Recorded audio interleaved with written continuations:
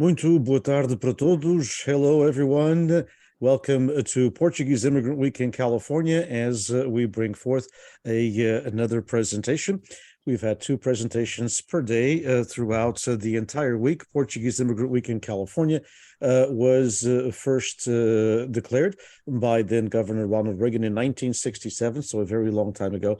And it has been declared by every single governor since then, since 1967, including this year as well. Portuguese Immigrant Week is a unique week because many of other ethnicities, especially European-based, have a day. And the Portuguese were able to lobby for a week in 1967, and it still stands today.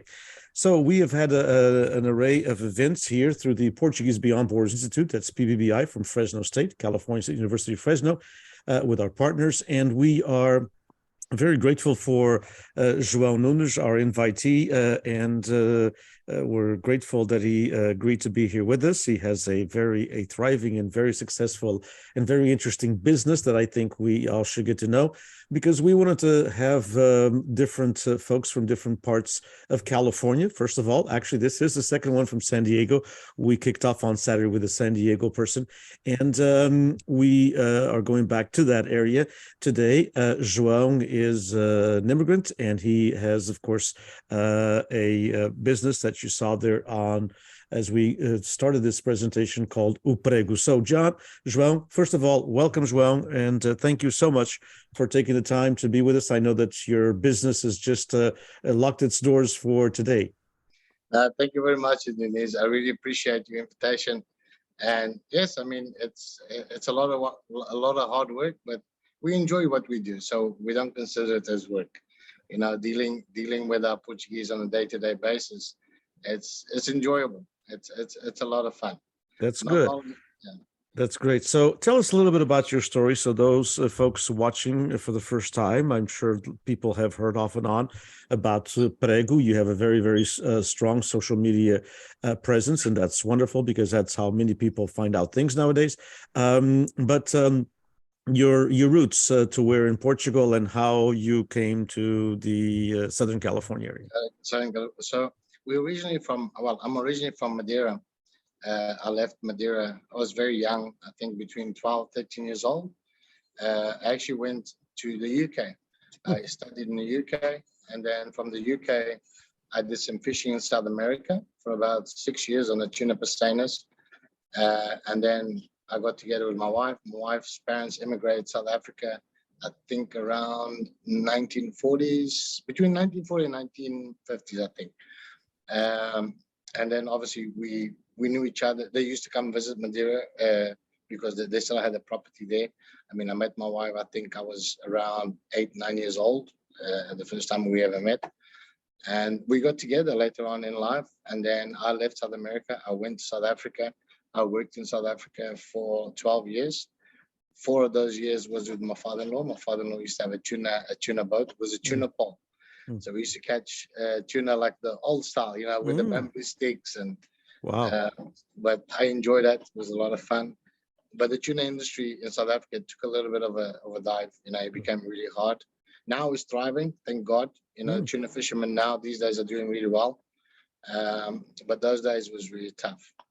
And then my father-in-law retired. He sold the boat. And then I started working as, I think it was a warehouse supervisor, bit by bit. And I started learning the trade, you know, goods, buying goods, selling goods, dealing with markets on a big variety of products. And then I opened my own little business in South Africa, and I had that business for about 4 years. I sold it. I went into Angola. When I left to Angola, I went to run an imports-exports company of fruits and vegetables. So that was pretty cool, you know. And I started learning different markets, you know, and also not only from the imports but also the exports. You know, now we started the exports there. Funny enough, after all this long time, all this prepping and hard work that we did, they only got basically moving right now at the end. But I'm no longer there, obviously. But I was involved in the process of getting it off the ground and get it moving. And they're doing really well. They're doing really well. And then my wife's company basically got acquired by an American company, and she used to have a global. She used to run like a global team, and most of her work was here in the US. So it was just when the opportunity manifested itself, it was just an easy move for us. South Africa, besides being an amazing country, but the opportunity was getting a little bit harder and harder to find. And obviously, America is the land of opportunity. So we took the chances, and we sold everything and came over here, and we established ourselves here in San Diego, and we're happy that we've done that. So we're good. Indeed, that's a wonderful journey from all of those different experiences. And so, how long have you been now in the San Diego area?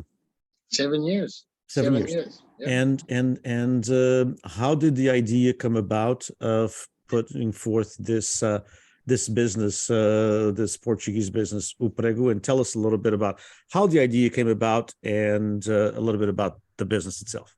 Yeah, we always like, my wife actually worked in a little coffee shop in Portugal a long time ago, and we always wanted to have a little store, somewhere. And South Africa, we had a store there, and eventually we wanted to open up more stores. But when the opportunity came over, obviously we moved over, because the opportunity here was definitely, there was a lot more going in America than it was in South Africa those days. But we always wanted a little store. So when we arrived in San Diego, I was a bit saddened in a way that there wasn't any. Funny enough, Portuguese products was very hard to get. There was a couple, but they were maybe like an hour and a half away, or and it was, and you say, how do I say, there wasn't a lot of variety as well. It was just very difficult to find. So I thought, why don't we start a little business? And me and my wife, we started the Prego. We used to make sandwiches at the farmers market. So we used to work at various farmers markets, because we wanted to introduce a little bit of some Portuguese products into the community, well, different types of communities, slowly, and to see their reaction as well to the offering that we were giving, and to see if there was a possibility to actually get something on the ground, establish a business on the ground that would be successful. So we did that, and funny enough, just as we started doing it, the pandemic came around. Pandemic came over, they closed down all the farmers markets, and then basically we had nowhere to turn to. So my wife, because she's got she's got quite a lot of online experience, she created a website for us, and we started with Prego-San and linguiça. Funny enough, the first linguiça that I was selling, it was Fernando's linguiça. Victor. And he helped me out. Victor helped me out a lot, throughout my journey as well. And my wife used to make the Prego-San those days, and we started just selling online. And then as time went by, our customers kept asking more products. Can you have this? Can you get this? Can you get that?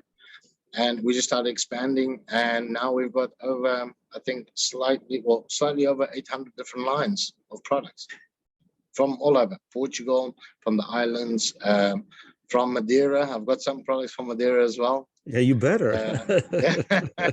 I know. I have to do my countrymen proud. That's right. Islanders. So you have the store that's open to the public. You have a physical space that's open to the public.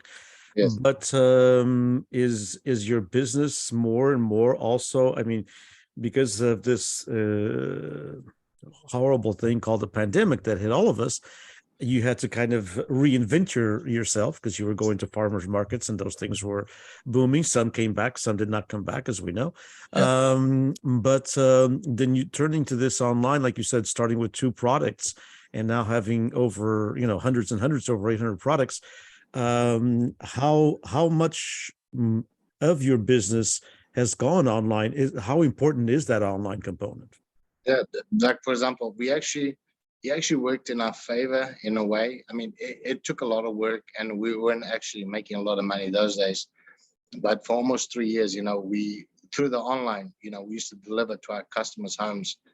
And because we wanted to also make our products, Portuguese products available, because a lot of people weren't coming out, a lot of people weren't going to grocery stores. So we spent a lot of time, I would say the first 2 years, promoting a lot of the business and offering the products to our community so they could have their products whenever they want, like delivered to their home. But eventually, as costs start going up again, we had to adjust the business again, because now delivering, wasn't being an option, because the cost was so high. I didn't mind not making as much, but sure. I can't lose. We can't lose. Obviously, we still have a business to run. Right. So it became very pricey doing our deliveries or carrying on doing our deliveries. So now we actually got specific dates that we do deliveries on, and we deliver a little bit more bulk. So we go to different areas, but then we don't only do like 4 or 5 customers. We'll do maybe 10, 15 customers at a time, because at least justifies the cost of the gas and sure. the work to take those orders into our clients. So we're still getting the products to them, but instead of doing it on a weekly basis, now we do it mostly on a monthly basis. And you do it all over Southern California, or just we still do it. No, we do Thursday, like for example, we'll do LA, like LA area, and we go Rancho Cucamonga, even Ontario, Riverside County. I go as far as Malibu, Oxnard, all over. So whatever comes, if the route gets too big, we'll split it in half, and we'll do different areas at different weeks. But on a Thursday, that's basically our routine once a month. And then on a Friday, we'll do North County, which is from let's say, from Fallbrook all the way to Murrieta. So, and sometimes even as far as Riverside, because sometimes we can do Riverside County, sometimes on a Friday, sometimes on a Thursday.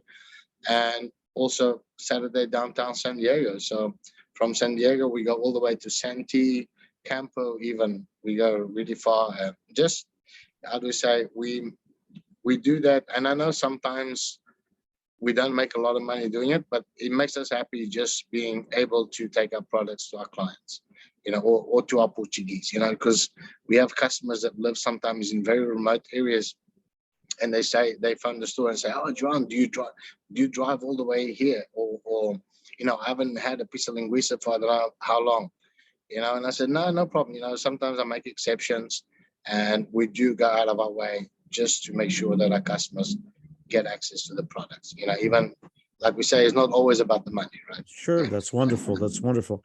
And so these people that are normally, of course, they, like you said, they didn't find you by going to San Diego. They didn't find you by going into your store. They found you because of your online presence, correct? Correct. Okay. And so what can one, other than linguiça, what are your major projects that you say? And of course, we can see there in the background some of the pottery and things like that. But what are some of the major projects that you would say that you sell, deliver, or folks go into the store? Is it mostly those kind of things, pottery and that, or is it mostly in the food items? Definitely cheese. Definitely cheese. Okay. You can't. We need more cows in São Jorge, right? Yeah. The topo, funny enough, like topo is a very good seller. Lorage, São Jorge, also anything from 4 months, 7 months, 12 months, 30 months, it's always a big sellers. Castelinhos from Terceira, Castelinhos, Milagre, amazing cheeses, very popular as well. Fayal, also there's some beautiful cheeses there that we sell. São Miguel, also Graciosa, there's also cheese that we sell, and we have obviously from the mainland as well. Madeira doesn't have no cheese, unfortunately, besides the wine and the sugar cane or bull de mel or bull du coq. Which is very good. If you've never tried bull de mel or bull du coq, you should, because it's very good. Yeah, they're very, very good products. But yeah, cheese is definitely one of our biggest sellers. Meats, obviously, from linguiça, salpicão, chorizo, tocinho, Hmm. Those are very big, very big. And we started to work also with a couple of companies there from New Jersey. They're innovating a little bit when it comes to linguiça. They're starting to do some different products with it, or different, how do you say, like, America is a very hamburger nation. Hamburger Sure. is very popular. So Sure. we work with a company there. They're actually making linguiça patties, which I think is Wow. amazing. It's a very good idea to That make is a like very good idea. Yeah, that make is a, a very like good idea. a linguiça hamburger type of thing. So there's a lot of guys, funny enough, Portuguese manufacturers that are trying to adjust to the market, and obviously expanding as well on their ranges. Bread, obviously our bread sells a lot. Seja massa sovada, popsicks, things like that. And on the pastry side, obviously pastéis de nata. I mean, we've got months here that we sell 2,000, 3,000 over Christmas. We sell up to maybe 6,000 in a month. Wow. There's still a lot of pastéis de nata. Obviously, we do the different flavors as well, just to mix it up as well a little bit. And not only to mix it up, but they actually taste amazing. The passion fruit pastel de nata is a very, very popular product. And these are made where? These are made Yeah, at the store. At the store, we store. bake You them. guys We make them. bake them. Okay. Yep, we Wow, bake them fantastic. every day fresh. Okay. And then we have some cajadas. Got cajada laranja, cajada maracujá. We got coconut cajadas, and then we got bolas de Berlim as well. So we got a chocolate flavor and a creme flavor. We started working with some Brazilian partners as well, because we do have, funny enough, especially in North County, there's a big Brazilian community as well, and they also felt the same way some of the Portuguese did in North County. Products were very difficult to find. So I started bringing in some products as well, which in a way, I think it's amazing, because we are, how do I say, bringing the communities together. And I actually have a lot of Spanish customers as well from Spain. And I'm looking to maybe add on a few Spanish lines as well, especially on the cold meats, because the Spanish do have some amazing jamons and things like that. And I think that's basically our goal. Our goal is just to promote our culture, bring communities together, and offer the goodness that we all have to offer to our customers that are looking for it. So that's our main thing. How much of your customer base has you've grown? Obviously, the pandemic time, those 2 years were a different story, but since we've gotten back into some sense of normality now, especially within the last year or so, how many of your customers as you grow are Portuguese immigrants versus like second, third, and fourth generation? Do you find that more and more your customers are already people who didn't come necessarily from Madeira, the Azores, or mainland Portugal, but whose parents or grandparents or great-grandparents, even in some cases, came from there? Is that a growing business for you? Oh, definitely. Like, I think from the first year, no, sorry, from the second year. The first year was very early in the pandemic, and those days I was actually operating out of a warehouse, and I was only doing deliveries. So there was no customers coming into the store whatsoever. That was strictly deliveries. The second year, that's when we opened the store. So from the first year to the second year, we grew, I would say, about 100%, maybe a little bit more. The second to the third year, we probably grew a little bit more. And we actually, in this year, we actually forecasted probably, like, the way things are going, I think we'll probably do 100% year on year. Wow. And it's because also, not only Portuguese, there's a lot of customers also coming in. Our Portuguese, funny enough, that are coming through the door, it's a little bit of a mix. It's between, I would say, the age range is between 30 or maybe even like 25 to maybe 60. That middle to older. But yeah, I'm actually surprised. Sometimes we get very young Portuguese, and also the thing is, we're very close to Camp Pendleton. So the Camp Pendleton army base, and there is a lot of Portuguese in the army here in Camp Pendleton. So they obviously they're also looking for Portuguese products, so they come to us, and we also offer a military discount to them every time they come in here to do purchases. So yeah, it's a pretty mixed, very mixed clientele, but we always, I mean, to be honest with you, I haven't felt the business go down at all. It keeps growing. It keeps growing all the time, which is, it's amazing for us, because it just shows how much work and effort that we're putting in, and our customers enjoy coming to the store. We spend, sometimes my wife says, you should be spending less time talking, more time selling. uh, but the thing is, we've got, us as immigrants, we've traveled so much and we've got so many stories to tell. And then obviously our customers that come to the door, they've gone through similar, if not the same experience.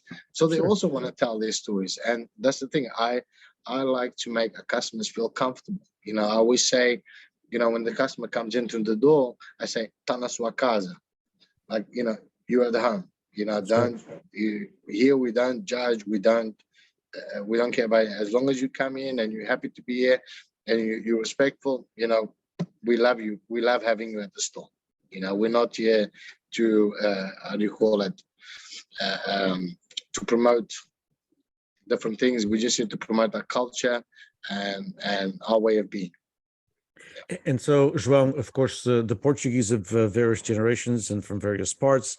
You said you were getting, the Brazilian community that is growing by leaps and bounds. It seems like in the San Diego area, it's one of the areas that the Brazilians are growing much in California, and also.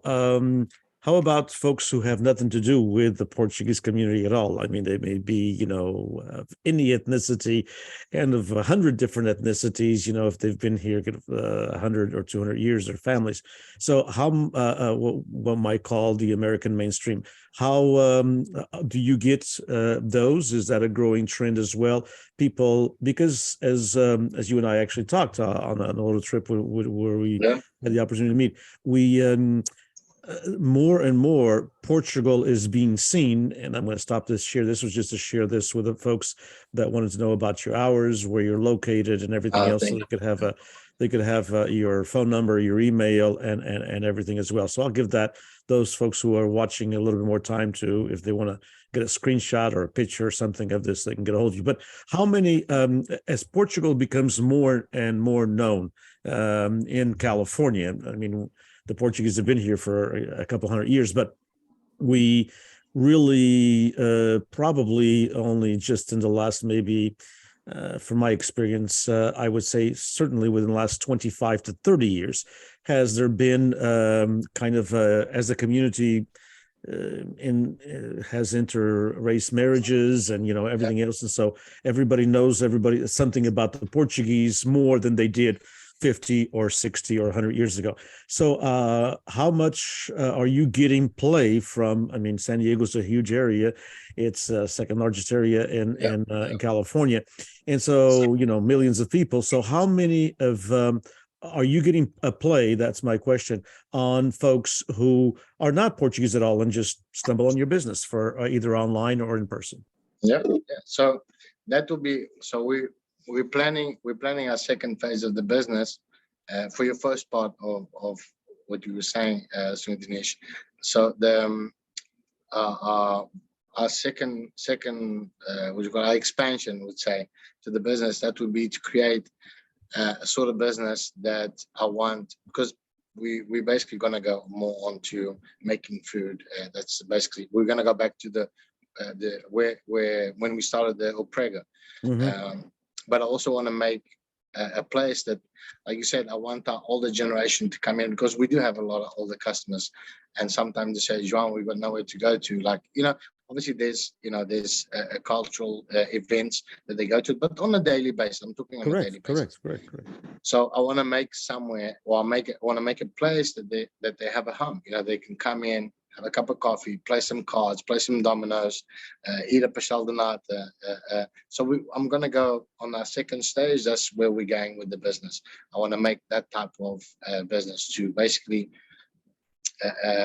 have a place where people can come in, meet one another, talk about their daily basis or their daily events, and get to meet people. Maybe, there's like, I mean, I have a lot of people here in North County that they say, I've been living here for 30 years, 40 years, 50 years, and I don't know another Portuguese, so I want to make that kind of place where people can come in, meet one another. Maybe they find out that they're from the same area and they can connect.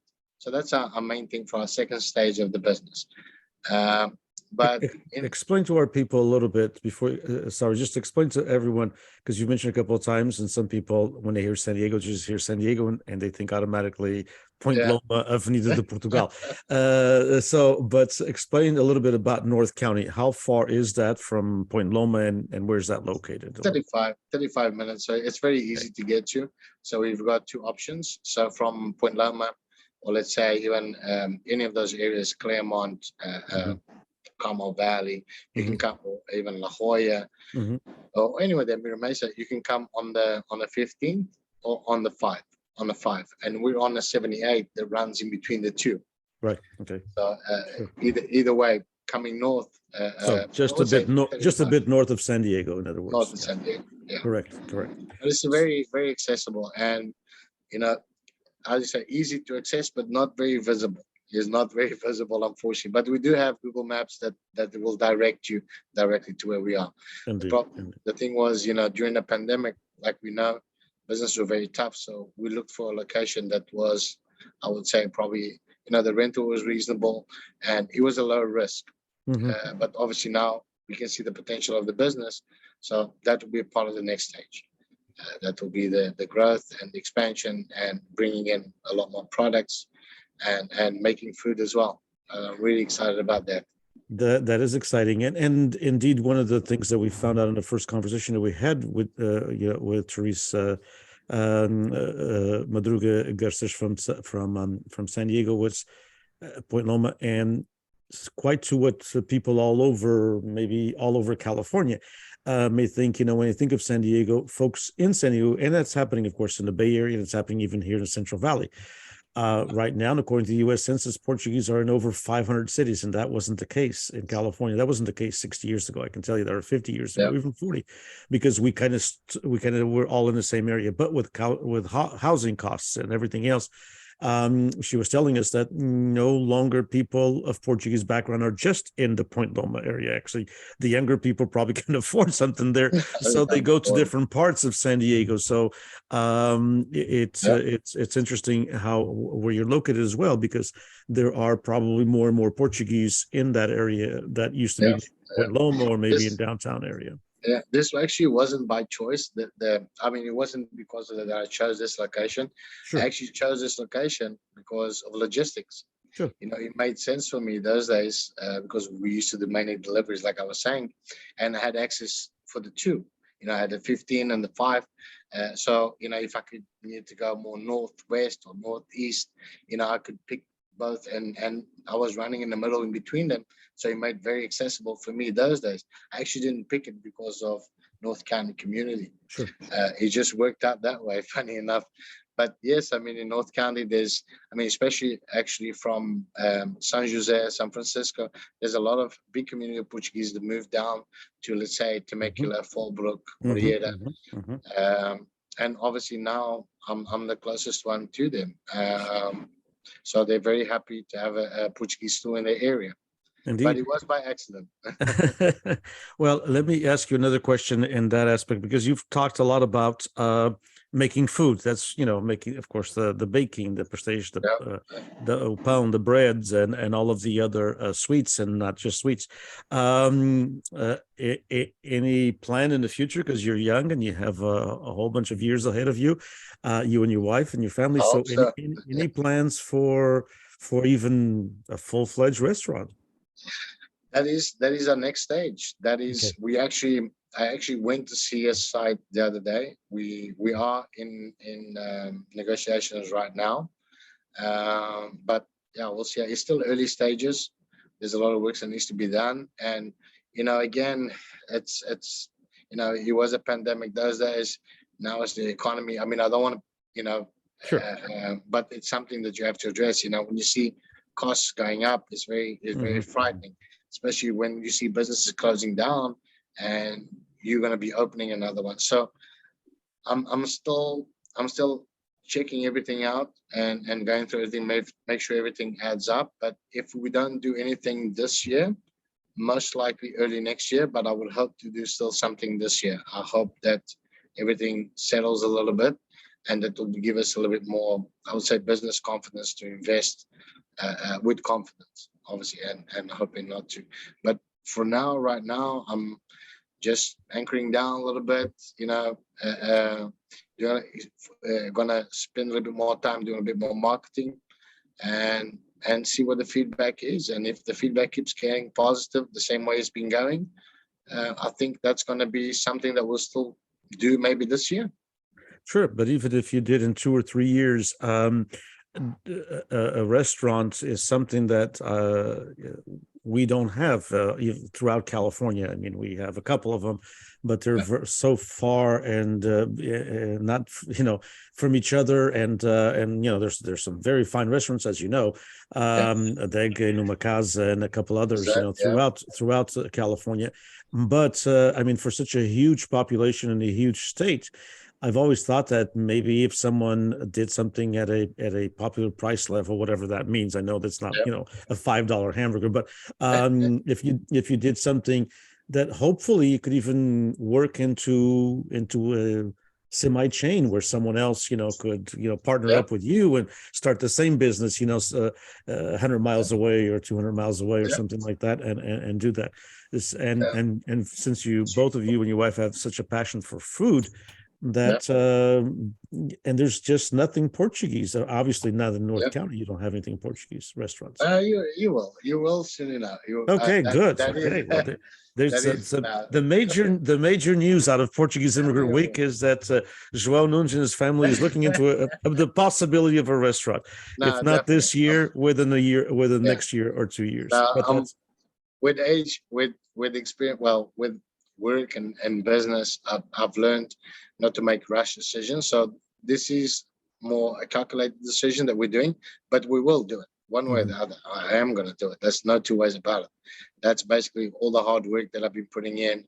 That's basically our goal. And open up a little business, a little restaurant or a little coffee shop, and go from there. That is, I mean, I'm not scared of business. I mean, I've done business in all different countries. So I'm more cautious, but I'm not scared of it. I mean, we will do it. We will do it. And so you've been pleased, although, like you said, you've had customers, Brazilian customers, Americans of all ethnicities, but in general, and where you're located and, with your delivery as well, you've been pleased with the support from the Portuguese American community? Definitely. Our Portuguese community has been amazing. Everybody that comes through the door, they love coming into my store. They love spending time here. Some of them, they actually hate it because sometimes they say they talk too much, and the more time they spend in the shop, they keep buying more and more. So it's like they just wanted to come in, get their stuff, and go out. But they come in, obviously they start talking, and then they start telling stories, and they go around. The next time they see their basket's already full. And they're like, oh my God, my wife is going to kill me when I get home. At that particular time, João, you need to turn to your wife, Liz, and tell her, listen, I've been talking, but the basket has been getting full, when she tells you to not talk as much and sell more. So it's important to see that the Portuguese community is helping, has been a good, strong ally. We have. I can't complain. Everybody's been, how do I say, and that's also the message that we portray of ourselves. Like I said to you, when the customer comes in, when they start talking, say good morning, good afternoon, I always say, we always address them. We don't ignore anybody. And we always say, tá em casa, tá na sua casa, because I want them to feel at home. I want them to feel comfortable. Next time they come, I mean, sometimes I'm not in the front, I'm at the back baking, whatever, and they start shouting, hey, João, I'm here already. But it's, how do I say, it's the kind of environment that we created. Our customers just feel really relaxed being here, and they enjoy coming here. It's just everybody keeps asking for coffee. I can't make coffee yet, but soon enough I'll be able to make coffee so they can sit down and have a pastry. And then, but they might end up buying more stuff because then they're going to spend more time. And then but it might be a good thing for me. So yeah, there you go. Maybe I'm losing sales. Should put a coffee machine. One question before we continue, as we get almost to the end of this conversation. Once again, I appreciate your time. I know that No, no, it's been a hard day of work, and but we wanted to feature you. We want to feature I appreciate we wanted to feature especially because you've been innovative in these 2 years. You didn't just close up and say forget it. This is not going to happen. it.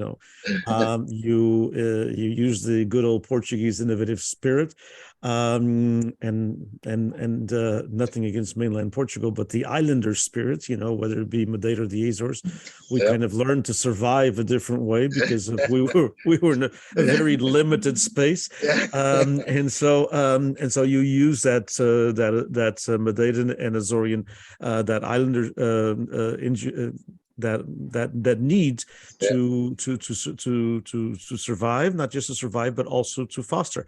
And so, but I wanted to ask you, where did the name Prego come from? I mean, I know where it comes from, but Yeah. why did you choose o Prego? Because it was what I grew up with. That's like Prego used to be obviously the steak sandwich. Right. That's what we grew up with, and I loved it. And we always like me and my wife. We never missed festas in Portugal. We used to love going to the festas and eating the street food. And Prego was one of those that we always loved, Prego Special or Prego de Carne. And then obviously people started doing whole different things now. Now, my wife went to Portugal not so long ago, and there's guys making Prego with fish. Prego, I mean, I used to do it, well, not with fish, but I used to do it with linguiça, because the Prego is a sandwich that you can make with anything. So we thought it's very versatile and it's very commercial. It's a very, very commercial idea. And yeah, when we arrived here, and there was, funny enough, an Italian restaurant called Prego, because in Italian is thank you, right? Or thank, I think it's thank you. But not, we still managed to get away with Prego. But I thought it was amazing, to be able to have that concept of the food, but also be able to, obviously with the chicken, because we also did a chicken piri piri prego, so then we used the rooster as well. But it's a very commercial but very versatile brand. There's a lot we can do with it, and we can adapt. And that's the thing about the islanders, right? We can adapt the brand, we can adapt a lot of things to different markets and make it survive. And that was one of the main ideas behind the Prego. It was just to be able to adapt to different situations. And it's an easy word that Americans can say as well. Sometimes some of our Portuguese words are a little bit tough to say. O Prego, because of the Italian influence, is easy. The Italians, no, funny enough, when I used to work at the farmers markets, we had some American customers that used to come over and they used to say, "O Prego." They used to say, "That's a weird name." I said, "What do you mean?" He said, "Doesn't a Prego mean that someone's pregnant? Like a Prego?" And I said, "No." I said, "In Portuguese, it means something else. In Portuguese, it's the Portuguese steak sandwich." Oh, okay. Well, hey, it's a good thing for conversation to open it up. Yeah. So yeah, exactly. That's the whole thing about it. I mean, the Portuguese come here, and I've got a lot of them when they come to the Prego. João, I say, "How can it be a Prego? Prego is a nail. How can you eat a nail?" I said, "No, it's Prego is a Portuguese sandwich. It's a sandwich. It's not a nail. Yeah, well, he's a nail, but he's also a sandwich."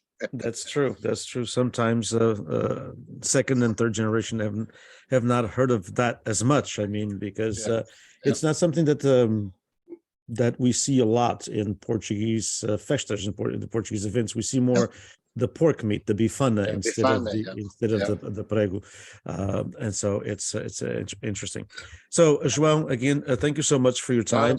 Best of luck with o prego, and we'll keep in touch. Hopefully, we can have another conversation whenever that might be to talk about your restaurant, to talk about your expansion, and hopefully you'll be also a role model for those in the Portuguese American community throughout this state, because we need more Portuguese products. We are very, very limited to the Portuguese products that we have. I mean, some here in the Central Valley, some of us in some small towns like the one I live in, we're fortunate to have a Portuguese bakery, such as like O Prego, and so they also do lunches and things like that. But there's not one in every town. I mean, there's one here and one about 25 miles away, but then there's not another one for 120 miles. And so I think that Americans, and all people, but Americans, since we have such a strong middle class in this country and such a wealthy country, that Americans love to eat out. That's one of the favorite things to do. And it's a shame. When one goes into a town or a city, and one can see, and I'm being very, very generous here, but or at the low end, but one can see, 7 or 8 Italian restaurants, and one can see a dozen plus, Mexican restaurants, and Asian food and Asian Pacific food, and and even a couple sometimes in some areas 2 or 3, not many, but a couple of French restaurants, and we just don't see anything Portuguese. And it doesn't have to be just bacalhau. If you don't like bacalhau, it can be a nice steak sandwich called o prego for a very reasonable price. You don't have to spend $75 to have a meal. And not only prego. I mean, we'll incorporate obviously other things. We'll also do bifanas. We'll do francesinha, because we want to incorporate different regions. From Açores, from the mainland. We're not about just promoting one thing. We want to attract everybody and bring everybody together and make everybody happy. Well, when that happens, I'm going to go down there for the francesinha, because that's my favorite. And there's not too many places when I go to the Azores that make them like Porto makes them, that's one of my favorite foods of the Portuguese culinary experience. Again, thank you so much, João. Best of luck with O Prego, and thank you for sharing your story, a success story here in California. In just 7 years, you've done wonders. And we appreciate what you're doing for the culture, because it is by keeping a business open like O Prego that you're not only, of course, sustaining your family, but also and being, financially rewarding for you. But at the same time, it's important for the culture, because one of these days, some of these festas may not happen, and that happens with the Italian community. I always tell people here in the Central Valley, we used to have literally dozens of halls called Sons of Italy. There's maybe less than 10 throughout the entire valley, where at one time there were 50 or 60. But if folks are of Italian background and they want to eat Italian food, each town has 1 or 2 or sometimes 3 Italian restaurants.